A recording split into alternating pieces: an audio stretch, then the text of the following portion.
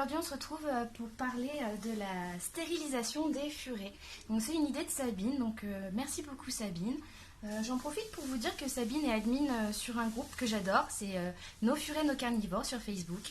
Donc voilà, si vous ne connaissez pas, je vous invite à devenir membre parce que c'est un super groupe pro-carné avec des super conseils. Donc la stérilisation des furets. Donc on va commencer par femelle, mâle. Il faut savoir que la femelle, il faut absolument la stériliser. Pourquoi? Parce qu'en fait, une fois que ces chaleurs commencent, si elle n'est pas reproduite, enfin qu'elle ne se reproduit pas et qu'on la laisse comme ça sans être stérilisée, ces chaleurs ne s'arrêteront jamais en fait. Donc ce qui va se passer, c'est que à force d'être en chaleur en continuité, il va y avoir trop d'hormones, elle va vraiment avoir trop d'hormones et ça va créer en fait une maladie qui touche la moelle osseuse de la furette, et cette maladie ça s'appelle l'aplasie médulaire, donc qui à long terme est mortelle pour votre furette. Donc c'est pour ça que si on ne fait pas reproduire son furet, et ça la reproduction c'est vraiment pour les gens qui maîtrisent, etc. C'est pas une solution de je fais reproduire parce que ma furette est en chaleur, mais voilà, on stérilise la furette, d'accord? Le mâle, ce sera plutôt selon vous, selon son comportement. Il faut savoir qu'un mâle, il va déjà jaunir à cause du sébum. Il risque d'avoir un petit peu un comportement qui change. Il peut être plus agressif, plus avoir envie de jouer. Il peut se mettre à marquer, c'est-à-dire à faire pipi un petit peu partout, des petites gouttes de pipi un peu partout où il va. Donc voilà, c'est vraiment, et forcément aussi il va dégager une odeur bien plus forte à cause de tout ce sébum. Donc c'est vraiment une histoire de selon si vous arrivez à tenir, comment est votre furet avec vous.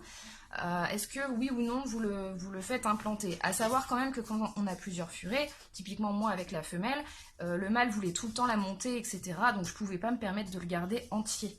Donc faut aussi voir, en plus de si vous supportez, comment si vous avez plusieurs furets, le mâle se comporte avec les autres furets. S'il n'arrête pas de les enquiquiner, faudra peut-être mieux lui aussi le stériliser.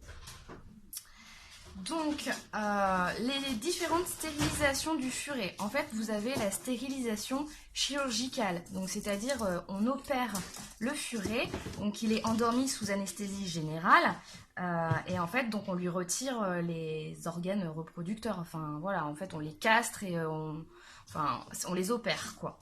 Donc en fait, ça s'est beaucoup fait apparemment dans le passé, mais à l'heure actuelle, on ne le fait plus trop parce que on a découvert en fait que les furets, mâles et femelles, qui sont stérilisés, ont beaucoup plus de chances ils peuvent en tout cas, à cause de la stérilisation, avoir des maladies, la maladie surrénalienne, on dit.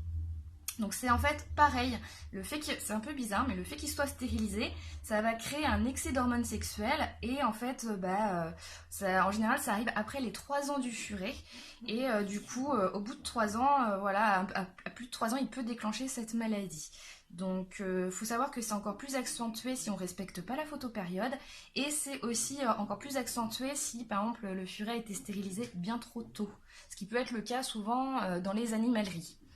Donc voilà, c'est pour ça qu'on déconseille finalement la stérilisation chirurgicale. Après, c'est votre choix. Il faut savoir que voilà, la maladie des surrénaliennes, c'est prouvé, donc c'est un risque. Donc voilà, à vous de savoir si vous prenez le risque ou pas. En fait, actuellement, ce qu'on recommande pour stériliser le furet, c'est la stérilisation chimique. Donc en fait, avec la stérilisation chimique, on implante le furet. Donc c'est un implant qui s'appelle Suprelorin, voilà, je vais y arriver. Je crois que c'est de chez Vibrac. Donc en fait, ça va couper les chaleurs ou le rut du furet. Donc au bout de quelques semaines, ça fait effet. Et du coup, voilà, il va se retrouver en fait avec un petit pic d'hormones juste après ça, mais voilà, après tout va se rentrer dans l'ordre. Donc faut savoir que la durée est vraiment variable, surtout qu'il y a deux grammages, enfin je sais pas trop comment dire, deux sortes d'implants. Il y en a un qui est plus fort, qui est à 9,4 mg, et il y en a un qui est plus petit à 4,7 mg. Donc moi les deux miens, ils ont le plus petit, parce qu'on m'avait conseillé de mettre le plus petit. Apparemment, il n'y a pas de risque à mettre le plus gros, finalement, donc voilà. Donc après, au niveau de la durée, et ben ça varie vachement, donc selon le plus petit ou le plus gros, je suppose, et on va dire que ça peut être entre 1 an et 4 ans. On va parler globalement. Par exemple, moi, je sais que ma femelle, je l'ai faite implanter pratiquement en même temps que elle, sa maman a été implantée. Et on m'a dit que sa maman avait retrouvé ses chaleurs au bout d'1 an. Moi, là, Pixie, j'ai aucun souci. Elle est toujours pas en chaleur. Donc voilà, pourquoi c'est mieux? Parce que par rapport au chirurgical, l'implant, déjà on ne fait pas d'anesthésie générale. Il faut savoir que vous pouvez, si le veto est pas contre, ou il n'a pas peur des furets, ou il sait ce qu'il fait, ou en tout cas voilà, vous êtes là pour tenir votre furet, avec une bonne contention, c'est-à-dire en maintenant correctement le furet, on peut l'implanter sans l'endormir. Sinon, on peut lui faire un léger gazage. Bon, moi j'aurais préféré qu'il ne le soit pas, mais les deux ont été gazés. Et la deuxième fois, justement, j'ai même demandé à être là, présente, pour le gazage et pour voir comment ça se passait, parce que ça m'avait un petit peu traumatisée de ne pas être là pour la première. Donc voilà, c'est pas top top le gazage, mais ça reste quand même mieux qu'une anesthésie générale, parce que sur des petits animaux, l'anesthésie générale, c'est quand même un gros risque. Et puis voilà, du coup, qu'est-ce que je peux vous dire d'autre sur ça? Oui, attention quand même avec les femelles. Donc le but, c'est quand même de ne pas implanter trop tôt. Donc quand les femelles, par exemple, c'est en début d'année, donc je vous disais février-mars, si la photopériode est respectée, que les chaleurs vont débuter. Disons que voilà, en février, si vous voyez mi-février qu'elle n'a toujours pas encore eu ses chaleurs, vous pouvez tout de même l'implanter. Sinon, sachez que si vous attendez le début des chaleurs, après vous avez une bonne semaine, on va dire, pour l'implanter. Il ne faut pas qu'elle reste trop en chaleur longtemps. Pourquoi? Elle va pas tomber en aplasie au bout d'une semaine, sauf si, je sais pas, vous respectez vraiment pas la photo de période, et encore, je pense même pas que ça soit possible en une semaine. Mais ce qu'il y a, c'est qu'en fait, vu que la vulve va être grosse et va ressortir, elle risque de plus facilement attraper une infection quand après vous allez l'implanter. C'est pour ça qu'on dit de pas trop attendre. Et surtout, moi, c'est arrivé avec ma femelle.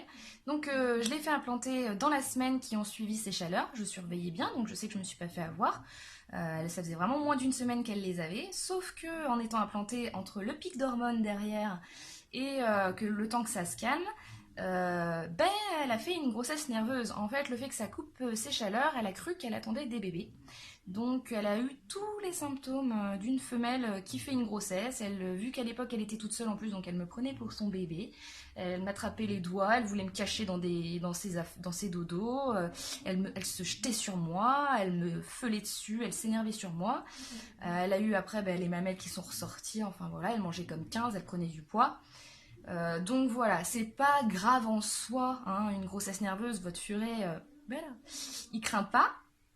Mais bon, ça fait toujours un petit peu de peine de voir sa furette comme ça, qui vit pas bien la chose. Voilà, voilà. Donc, sachez aussi que quand vous faites implanter votre furet, mâle et femelle, il n'y a pas de retrait. Hein, quand l'implant fait plus effet, il va se désagréger à l'intérieur du furet. Donc, on remet un implant. Hein, quand on voit qu'il fait plus effet, on est encore plus vigilant sur la femelle, hein, puisque je vous dis qu'il ne faut pas les laisser en chaleur trop longtemps. Et voilà. Et après, bien sûr, je vous en ai pas parlé, mais si vous voulez vérifier qu'une femelle est en chaleur, vous checkez sa vulve. Normalement, la vulve, elle est quasiment invisible. C'est un petit point. Dès que ça commence un petit peu à gonfler, c'est que voilà, elle est en chaleur. Donc surtout, traînez pas. Voilà, j'espère que ça a été clair. Donc pour récapituler, hein, on privilégie le chimique plutôt que le chirurgical. Après, comme je vous disais, la dose des implants, c'est un petit peu à vous de voir. Et surtout, on ne laisse pas une femelle en chaleur, contrairement au mâle. Voilà, j'espère que ça vous a plu. Là, en ce moment, le temps est devenu un petit peu plus clément. Là, on est un peu sorti de la canicule. Donc, écoutez, je vais essayer prochainement de refaire un petit peu du clicker avec les chéris. Je voulais pas les embêter avec la chaleur. Mais là, on va essayer cette semaine d'en profiter. Allez, salut tout le monde!